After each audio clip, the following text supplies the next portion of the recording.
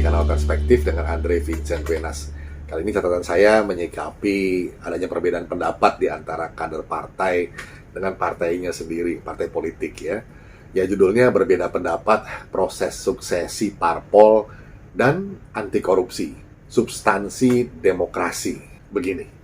Sahabat, semua partai politik di Indonesia mengaku menjunjung sistem demokrasi dan sekaligus juga anti korupsi. Paling tidak begitulah yang tercantum di slogan partainya masing-masing.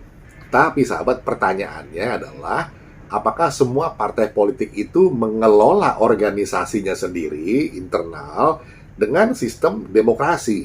Apakah suksesi kepemimpinan di parpol yang mengaku demokrasi itu demokratis?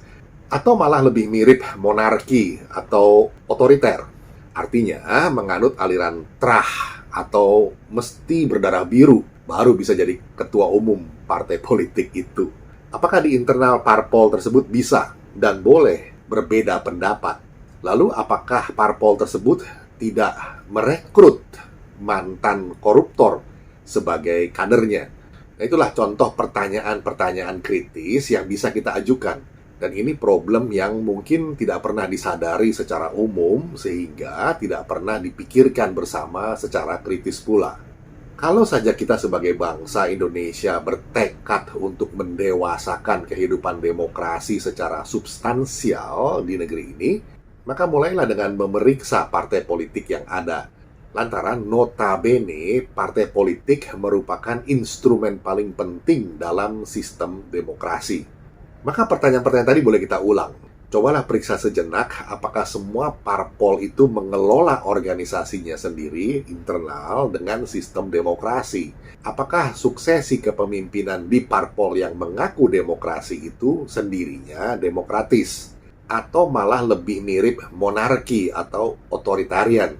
Artinya menganut aliran trah atau mesti berdarah biru baru bisa jadi ketum parpol. Apakah di internal parpol tersebut bisa dan boleh berbeda pendapat? Lalu apakah parpol tersebut tidak merekrut mantan koruptor sebagai kadernya? Di parlemen atau DPR RI sekarang ini ada 9 partai politik.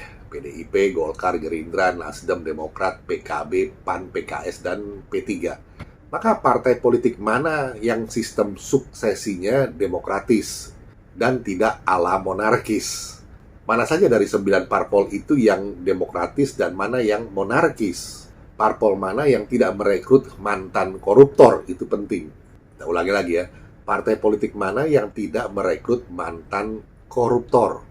Tambah lagi nanti di pemilu mendatang 2024 ada sekitar 75 parpol yang sedang ikut proses verifikasi di KPU saat ini. Mungkin tidak semuanya ikut, tapi ada beberapa.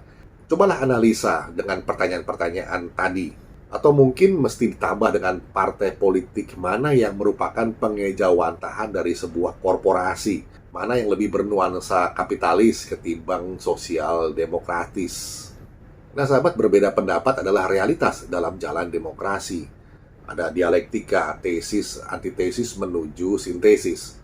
Dan kondisi atau syarat demokrasi adalah keterbukaan atau transparansi, bukan otoritarianisme, kolusif, dan nepotis. Serta tentu saja mesti anti korupsi. Lantaran korupsi adalah proses pembusukan demokrasi itu sendiri.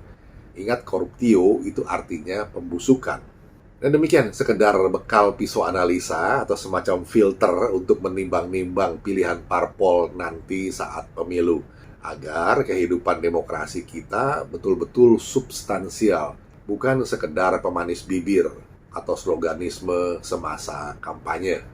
Demikian catatan singkat mengenai perbedaan pendapat atau berbeda pendapat, ini proses suksesi dalam parpol atau partai politik, dan juga tentang slogan anti korupsi. Merupakan substansi demokrasi. Kiranya bisa menjadi perspektif. Kita jumpa lagi di session berikutnya. Terima kasih.